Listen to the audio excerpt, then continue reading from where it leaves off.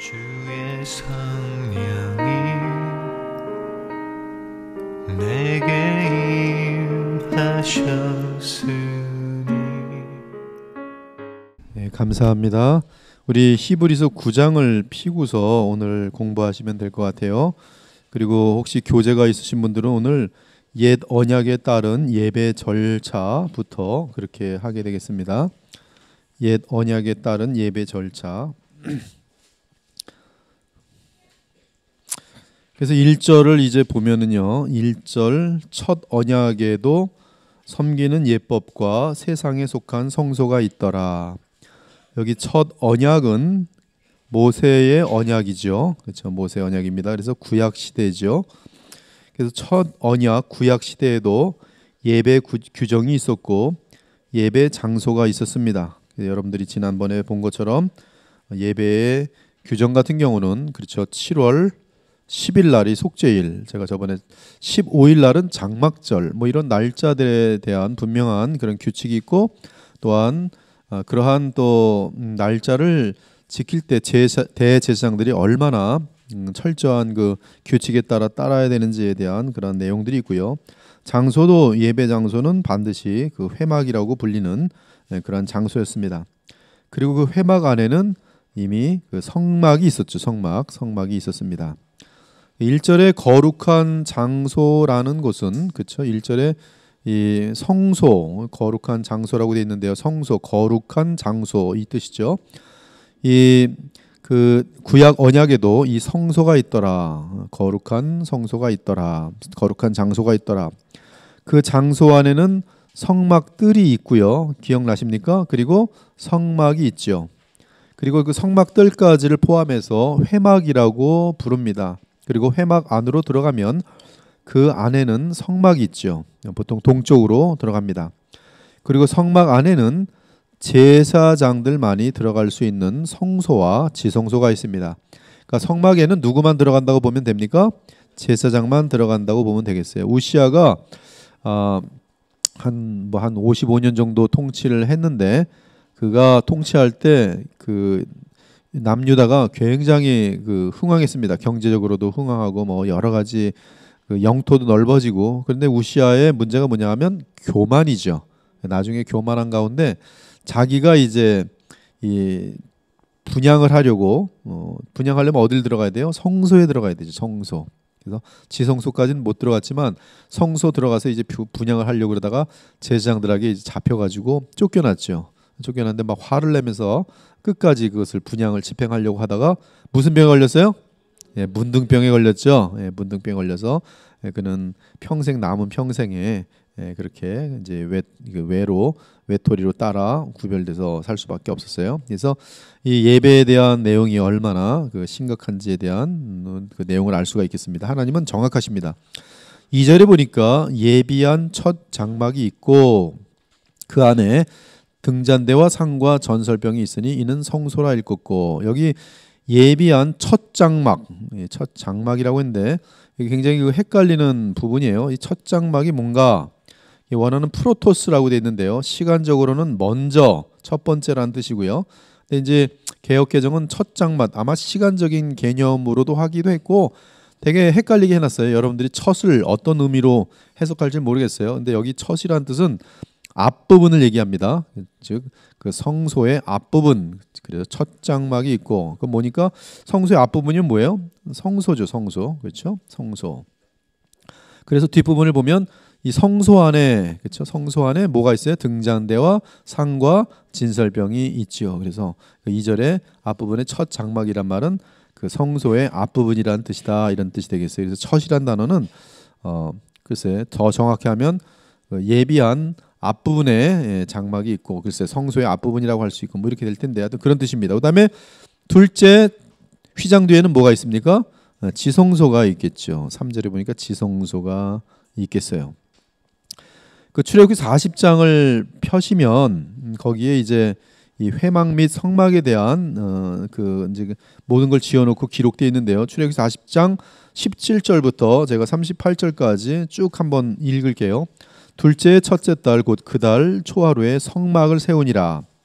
모세가 성막을 세우되 출애굽기 40장입니다. 17절부터 모세가 성막을 세우되 그 받침들을 놓고 그 널판들을 띄우고 그 띠를 띄우고 그 기둥들을 세우고 또 성막 위에 막을 펴고 그 위에 덮개를 덮으니 여호와께서 모세에게 명령하신 대로 되니라.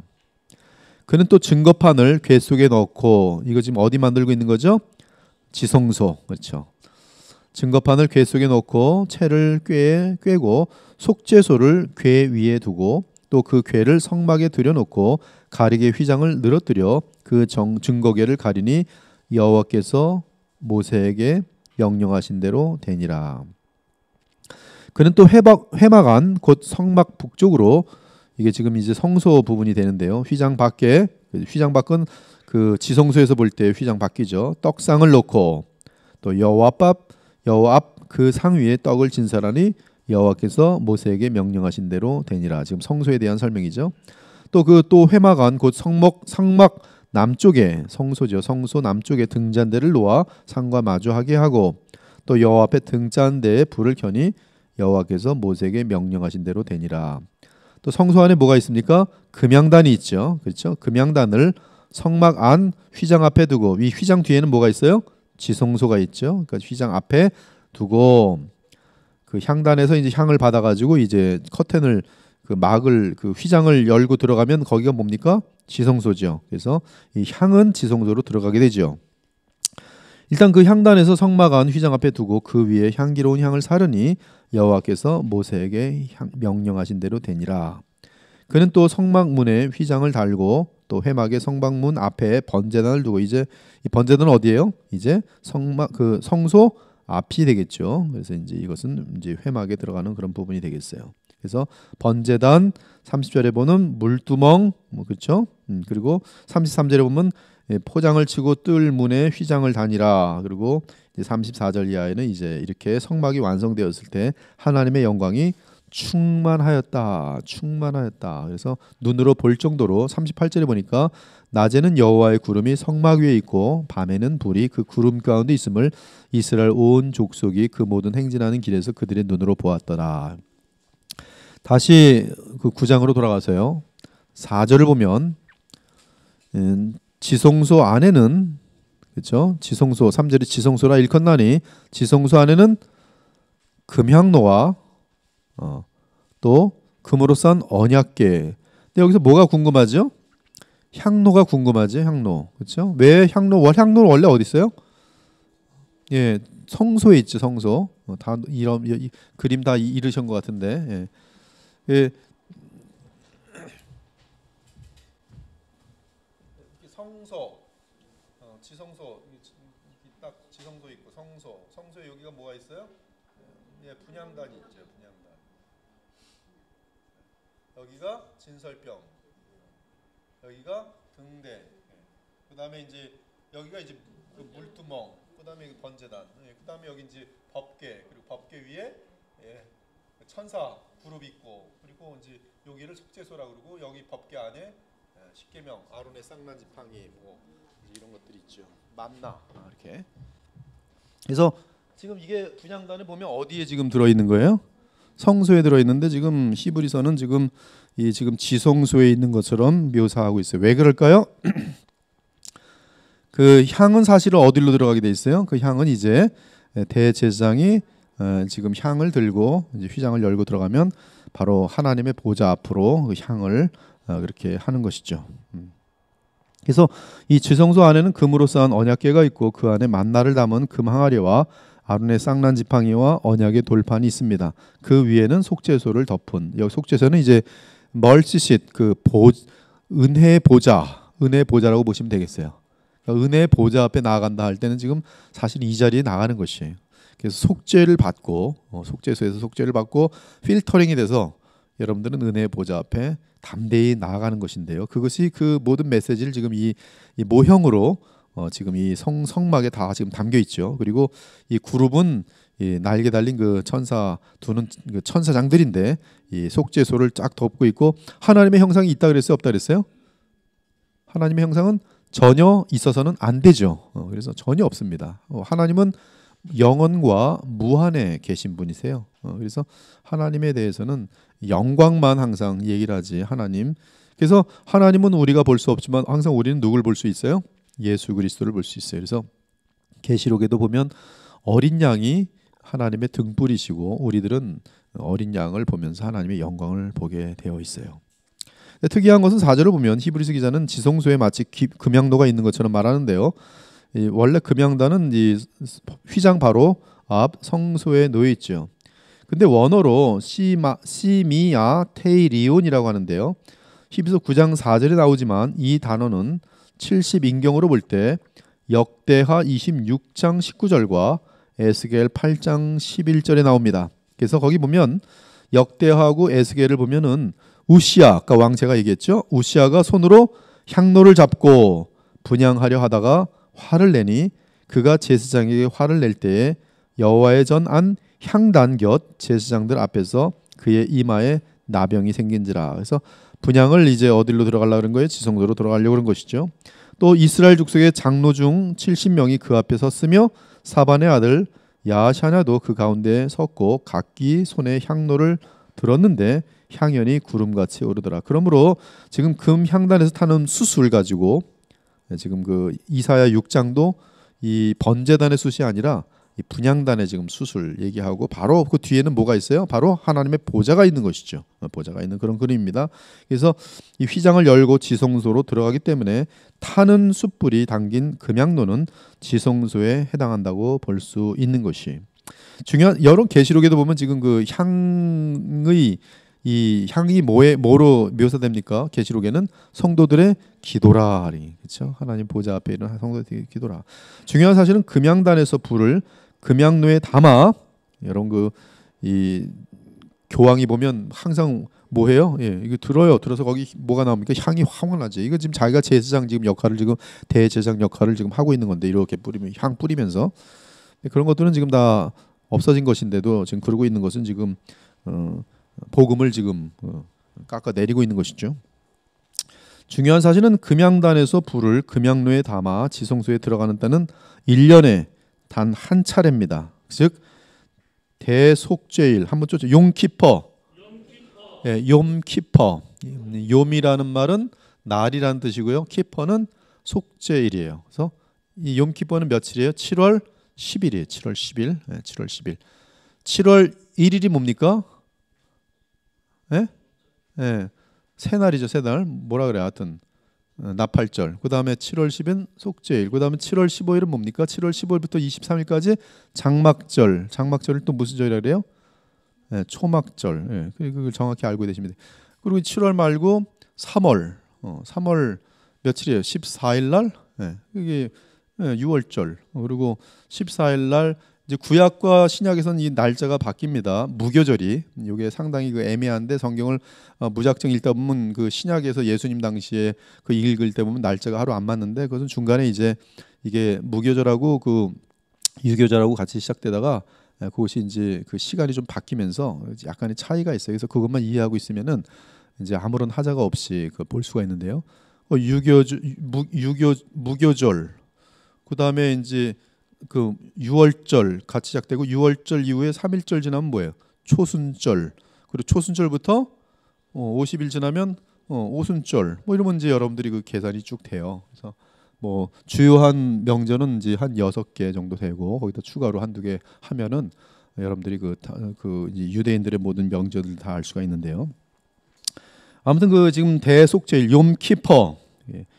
욤키퍼를 모르면 안 됩니다. 그 이제 목사님 시험을 보는데 교단에서 목사 전도사들이 가서 욤키퍼가 뭐야 그랬더니 멍하니 있으면 가 시험도 못 쳐요. 가 욤키퍼도 모르는 사람이 뭘 봐 그래. 욤 다 히브리 말입니다. 근데 우리 여기 교우들은 지금 다 알아요. 그래서 야 여기 우리 그리스도의 보혈교회 우리 심상도 집사님 욤키퍼가 뭐라고요? 속죄일. 아주 쪽쳐보죠. 속죄일 7월 10일. 이거 유대인들에게는 최고의 날이에요. 최고의 날. 욤키퍼. 그래서 1년에 단 한 번 이 대속죄일에 대제사장이 들어갑니다.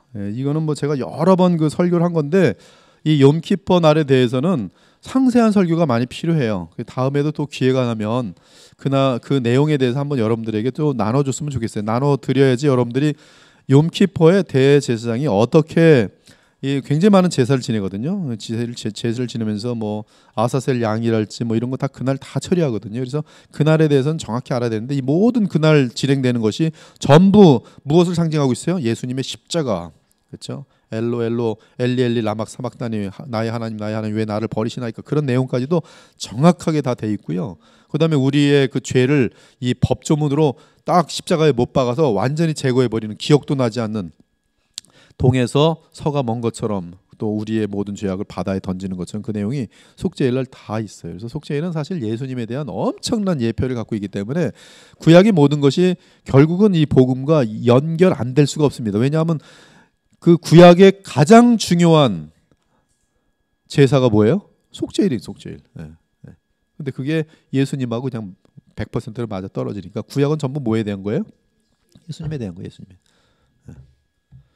그래서 구약에서의 그 어떤 그 형식법 그건 다 예수님으로 다 완성돼요.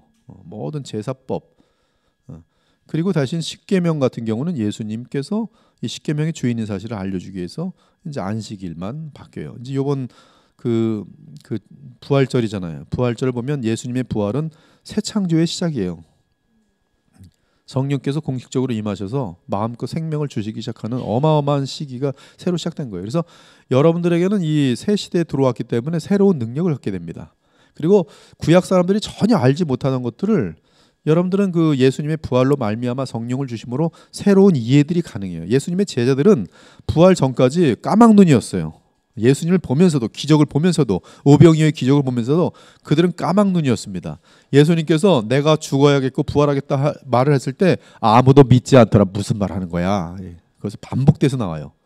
그런데 주께서 우리에게 성령을 보내신 이 시대에는 여러분들이 이 믿음을 붙들면 무한한 그런 이해가 가능해집니다.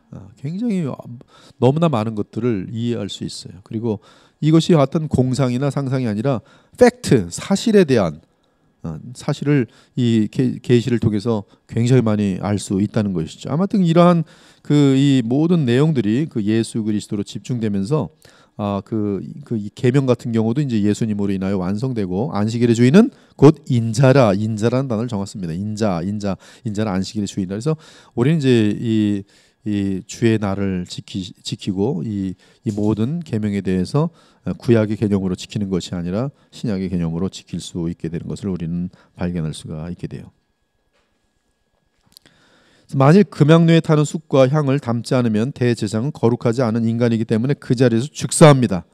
그래서 이 향로를 갖고 보은소로 들어갈 때는 속죄일에 반드시 향을 갖고 들어가서 그래서 지성소에 들어가야 되는 것이 이 타는 숯불은 하나님의 진노가 십자가에 달린 그리스도에게 부어질 때 그가 당하신 고난과 고통을 의미합니다. 십자가가 우리를 덮어주지 않으면 그 타는 숯불은 누구를 향해요? 우리 죄인들을 향해요. 그러면 어떻게 되는 거예요? 지옥이죠.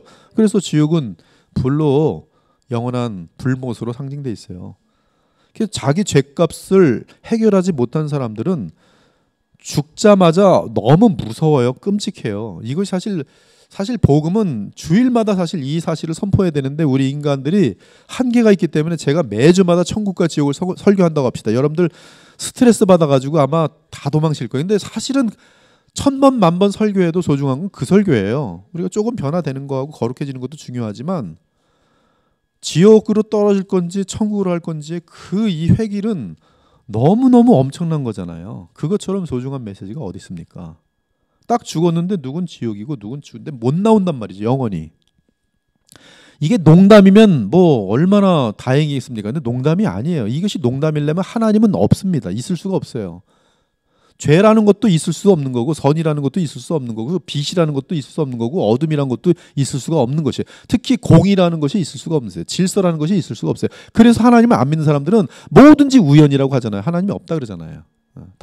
이 세상이 다 우연이야. 컵도 우연이고 물 마시는 것도 우연이고 다 우연. 그럴 수가 없습니다. 이거 완벽한 법칙 속에서 그 법이 조금이라도 흩어지면요, 물을 마시는데 이렇게 마시는데 안 떨어지고 이거 왜 오늘 안 떨어지고 흔들어도 안 떨어지고 뭐 이런 일이 막 발생해야 되는데 그런 일이 없잖아요. 물 마시면 반드시 내 입으로 들어가고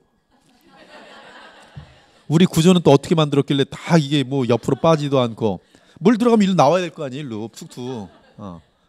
이러한 것들이 완전한 하나님의 창조의 질서 속에서 아주 미세만한 것까지도 한번 공간을 들어가십시오. 모래 좀 하다 보면 너무 조그만 거니까 좀 공간이 좀 있어야 되지 않겠습니까? 즉 우리가 이해할 수 없는 즉 공간이란 개념 속의 공간이 아니라 뭔가 다른 차원의 우리가 이해할 수 없는 뭔가 이렇게 있어야 되지 않겠습니까? 근데 그런 게 없어요. 또 파면 또 있고 또 파면 또 있고 꽉 메어 있는 것이죠. 하나도 빈틈이 없이. 예, 무한하고 무한하게 완벽하게 섬세하시고 그러니까 무한하게 섬세하신 거예요. 그리고 무한하게 엄청나시고. 근데 그러한 그 하나님 앞에서의 그 공의가 나타날 수밖에 없는 하나님은 살아계시고 하나님은 공의로우시고 저번에 말씀드렸죠. 천국에 몰래 죄가 쏙 들어왔어요. 그럼 그 천국은 이제 지옥될 가능성이 있어요 없어요? 있어요. 천국엔 절대로 죄가 들어올 수 없습니다.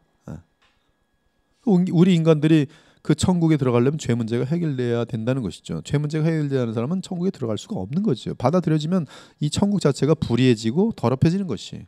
그래서 지옥은 있을 수밖에 없어요. 그리고 천국 들어간 사람은 반드시 죄 문제가 해결돼야 되는 거예요. 그래야 하나님의 공의가 서는 것이고 또 그리고 공의뿐만 아니라 실질적으로 우리가 거룩하게 변화돼야 돼요. 거룩한 생명이 있어야지만 그 생명이 천국에 들어가는 것이에요. 대단히 중요하죠. 아무리 서로 추억이 너무 많으면 뭐합니까? 헤어질 때 영원히 헤어지는데. 그래서 이제 이런 지옥 설교 좀 하다 보면 사람들이 우울증에도 걸리고 도망도 가고 정말 그래요. 너무 힘드니까. 근데 사실은 그래도 해야죠. 저도 좀 마음이 약한 편이라 언제나 한 번은 계속 지옥 설교를 해야지. 그랬다가도 그러면 이분들이 다 나중에 화를 낼 것 같고 너무 집에 가서 지옥의 꿈을 꾼다고 생각하세요. 꿈을 꾸고. 근데 사실 그 정도는 돼야지 그래도 또 하나님의 자비를 붙들려고 나오지 않겠어요? 그래도 정도껏 해야겠죠. 근데 그게 지금 제가 말씀드리는 본질이 뭐냐면 그 사건이 지금 가장 영원한 무서운 사건이라는 것이죠. 생각해 보세요. 여러분의 정든 자녀들이 영원한 불못에서 떨어져서 영원한 고통 속에 있는 것. 근데 여러분들은 천국에 가서 영원한 지복 속에서 말로 표현할 수 없는 평강과 행복 속에서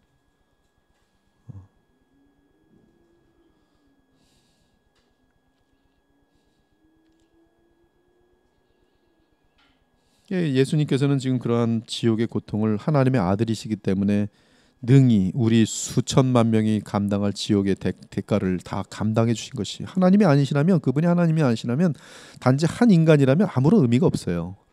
네, 바로 하나님이시기 때문에 하나님이 사람이 되셔서 사람으로서 그 우리가 담당할 주의 자녀들이 받을 모든 지옥의 고통을 다 친히 감당하셨으니 그 지옥의 고통 예수님이 감당하시는 고통은 우리는 억만분지 1도 헤아릴 수 없는 것이에요. 그것은 단지 십자가의 육체적 고통이 아닙니다.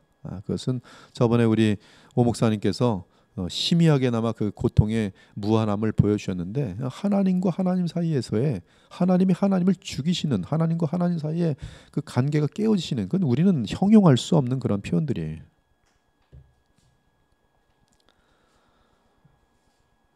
그러나 그 숯불이 향을 태우며 지성소 안에 들어가는 것은 그리스도의 고난과 고통으로 인해 누가 드러나는 거예요? 죄인들이 하나님의 보좌 앞에 나아가고 하나님께서는 그 거룩한 향기를 흠양하시면서 우리를 받으시는 것이죠. 또한 그리스도의 희생의 효력은 영원하기 때문에 어린 양은 보좌 앞 곧 속죄소에 있으면서 영원토록 타오르는 향로가 됩니다. 그러므로 금향로는 하늘의 하나님 보좌 앞에서 그리스도의 피로 값주고 사신 백성들을 위한 그리스도의 영원한 중보 사역을 상징하고 있어요. 그래서 여러분들은 누구만 의지하면 돼요? 그리스도만 의지하여 담대히 보좌 앞에 나아갈 수 있어요. 그럼 불에 타요 안 타요? 안 타요. 오늘도 안 탑니다. 지금도 가십시오. 보좌 앞에. 하나님 좋아해 안 좋아해? 여러분 너무 반가워요. 저 여기 요새 저도 이제 나이가 많이 먹어서인지 애들만 보면 죽을 지경이 이뻐서 왜 이렇게 이쁜지 모르겠어요. 정말 이뻐요. 눈에 넣어도 안 아플 것 같이 이뻐요. 하물며 하나님께서 우리가 주님을 찾아올 때 얼마나 행복하시겠어요. 여러분들이 뭐 할 때 하나님 가장 기뻐할까요? 예배 드릴 때, 기도할 때, 그분 주님 찾아서 예배 드리고 기도할 때, 찬양 올릴 때, 아마 여러분 찬양 올릴 때마다 하나님께서 덩실덩실 춤을 추실 거예요. 마음껏 찬양하십시오. 마음껏 예배 드리시고. 그러므로 금양료는 하늘의 하나님 보좌 앞에서 그리스도의 피로 값주고 사신 그리스도의 중보 사역을 상징하고요. 따라서 금양료는 어디에 속해요? 지성소에 속하는 것이. 즉 주 예수께서는 순결하고 거룩한 향기로운 향으로 하나님을 영원토록 기쁘시게 하시는 대제사장이요 중보자인 것이. 구약에서는 금양로가 분명히 이 성소에 속하고 지성소에 들어가지 못했지만 이제 예수님을 인하여 뭐가 찢어졌어요? 휘장이 찢어짐으로 그 향로의 모든 향은 어디로 가요? 곧바로 지성소로 들어가는 거예요. 여러분의 기도는 곧바로 중간에 필터가 없어요. 예수님의 이름으로 기도합니다 하면 하나님께 그냥 도착하는 거예요. 근데 그 기도 내용이 근데 어떻게 해야 되죠? 예수님의 이름이 합당해야죠. 그러니까 여러분들이 기도할 때 제발 이 기도 내용에 예수님의 이름을 붙여도 되는지 예수님의 이름을 더럽히는지 좀 따져보고 기도하세요. 하나님 솔직하게 기도해야지. 저는 미워 죽겠어요. 오늘 가다가 좀 자빠지든 넘어지게 하시옵소서. 예수님의 이름으로 기도합니다. 뭐예요? 미움으로 가득 찬 기도를 드리고 예수님의 이름을 붙였어요. 예수님은 뭐라 그래요? 내 원수를 위하여 사랑으로 기도하라. 잘 되기를 기도하라. 그렇죠? 좀 예수님의 이름을 붙이면 안 되잖아요. 거기는 하나님의 명령이 자명한 뜻이 있는데. 그래서 우리는 예수님의 이름에 합당한 기도를 먼저 작성할 수 있어야 돼요. 그래서 그러한 기도를 드릴 때 주님의 이름에 합당한 기도를 드릴 때 그것이 하나님께 기쁘시게 상달될 수 있죠. 하나님은 아마 여러분들의 그 정말 애기처럼 칭얼거리는 기도도 들으실 것이에요. 그러나 얼마나 참 답답하시겠어요. 이거 어떻게 해야 되나 이거. 지혜로우신 하나님께서는 그러한 여러분들을 또 연단시키시고 또 선하게 인도하시죠. 6절부터 10절까지는 성소와 지성소를 가로막고 있는 휘장은 주의 백성과 하나님과의 교통이 가로막혀 있다는 것을 상징하고 있음을 알려주죠.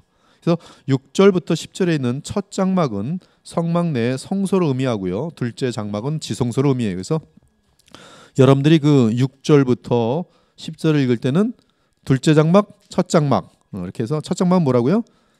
성소, 둘째 장막은 지성소.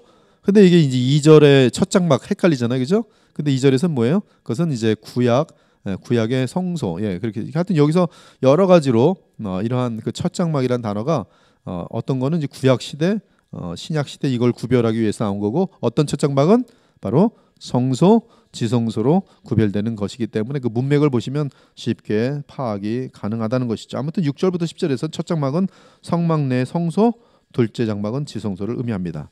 그다음 8절을 보면은 여기서 첫 장막, 여기서 8절 봅시다. 자, 8절은 뭐예요? 첫 장막, 여기 첫 장막은 뭐예요? 되게 헷갈리죠, 그렇죠? 만약에 이거 첫 장막이라는 걸 동일한 의미로 보면 성령이 이로써 보이신 것은 첫 장막이 서 있을 동안에는, 그럼 방금 전까지는 뭐로 봤어요? 성소로 봤는데 성소가 서 있을 동안에는 성소에 들어가는 길이 아직 나타나지 않아요. 무슨 말이지? 여기 첫 장막은 무슨 뜻일까요?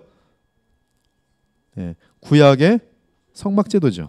그런 것이 아까 시간적인 개념이죠. 그래서 여기 이제 헤이 프로테이라고 돼 있는데요. 성막의 앞부분과는 달리 헤이스 프로테이스 스케이네이스, 이 구약의 성막이 계속 서는 한, 즉 그 세대에 속하는 한, 구약의 제도화에 속한 이 땅의 회막 곧 성막을 의미하죠. 그러니까 성소와 지성소를 다 포함한 이 성막 제도가 있는 한, 즉 모세의 율법에 의해 세워진 성막 회막이 있는 한, 그것이 있는 한 실제적으로는 하나님 보좌에 들어가는 길이 아직 나타나지 않았다는 것이죠.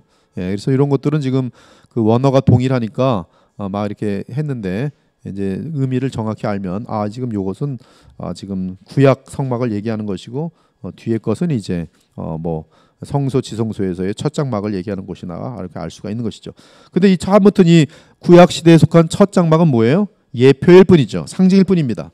모세의 율법에 의해 지어진 성막은 구약의 예법일 뿐 실제로 인간의 양심을 온전하게 할 수가 없어요. 모형 가지고서는 인간의 양심을 온전하게 할 수 없어요.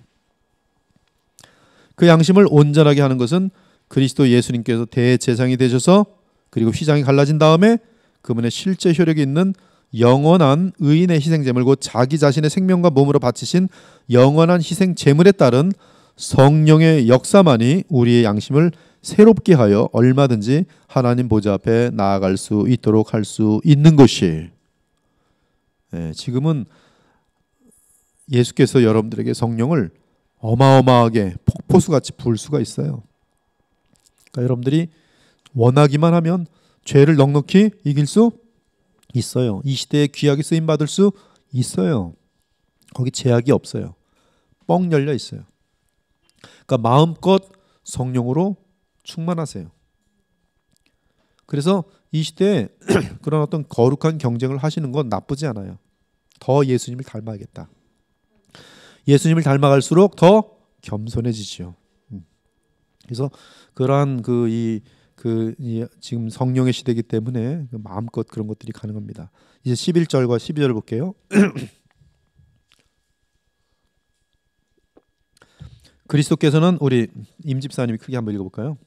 그리스도께서는 장래 좋은 일에 대제사장으로 오사 손으로 짓지 아니한 것 곧 이 창조에 속하지 아니한 더 크고 온전한 장막으로 말미암아 들어오셔서 또 대치되어야 의미가 통한다. 염소와 송아지의 피로 하지 아니하고 오직 자기의 피로 영원한 속죄를 이루사 단번에 성소에 들어가셨느니라. 네, 여기 11절에 보면 이제 말미암아 그래서 제사장으로서 손으로 짓지 아니한 것 곧 제사장으로 오사 손으로 짓지 아니한 것 곧 이 창조에 속하지 아니한 더 크고 온전한 장막으로 뭐라고 돼 있어요?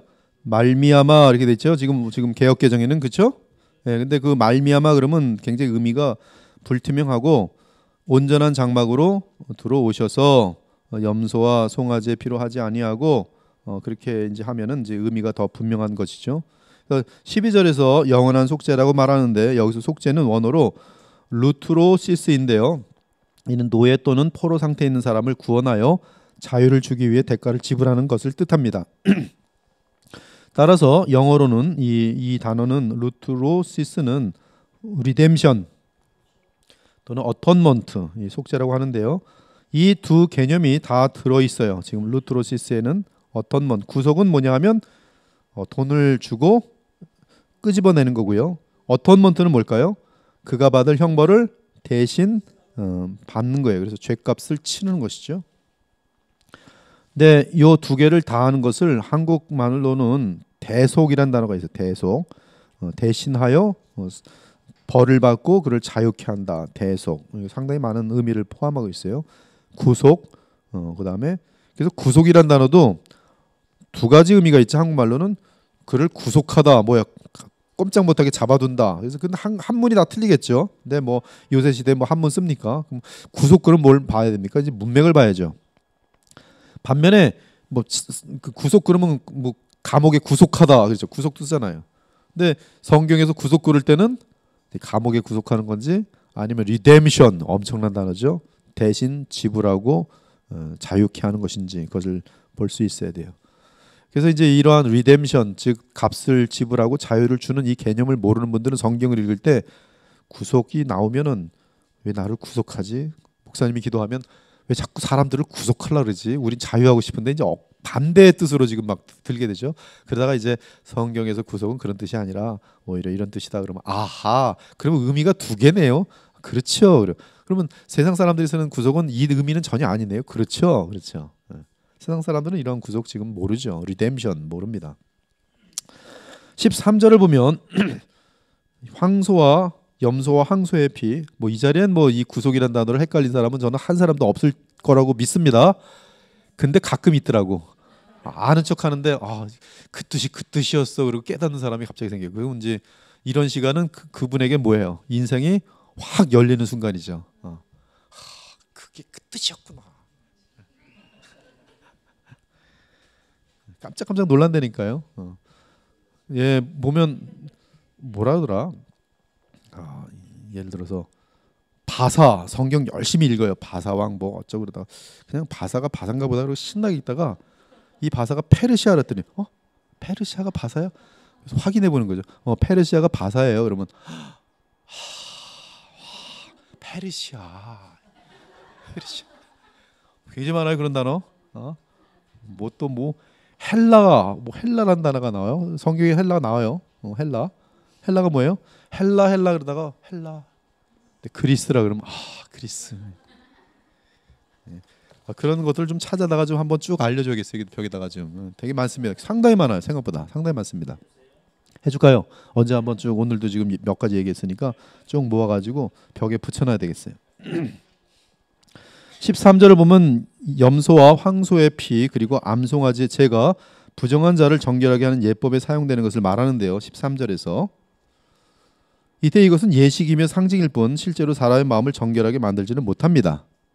그래서 마음을 정결하게 한다는 표현이 없어요. 그 대신 뭐를? 육체를 정결하게 하며 거룩하게 하거든이라고 말하죠. 이거 외적인 지금 형식이죠. 여기서 거룩하게 하다는 뜻은 하나님께 바치기에 합당하다는 뜻입니다. 즉 피로 정결해진 것을 하나님께 바친다는 뜻이죠.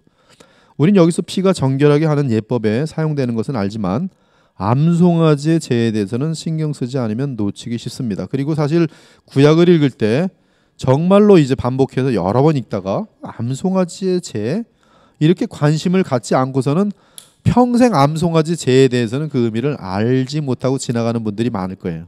그리고 히브리서를 보더라도 지금 그 이제 13절에서 나오는 암송아지의 재를 암송아지의 재 이게 뭘까?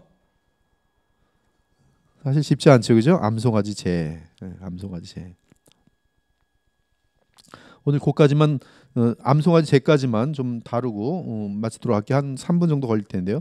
이 암송아지 재는 부정한 것을 깨끗하게 만드는 물을 만들 때 사용해요. 물에다가 암송아지의 재를 섞습니다. 여기 재는 번제로 들어져서 타고 남은 재를 말합니다. 민수기 19장은 붉은 암송아지의 재 및 그 재로 인하여 만든 잿물에 대한 상세한 내용이 나와요.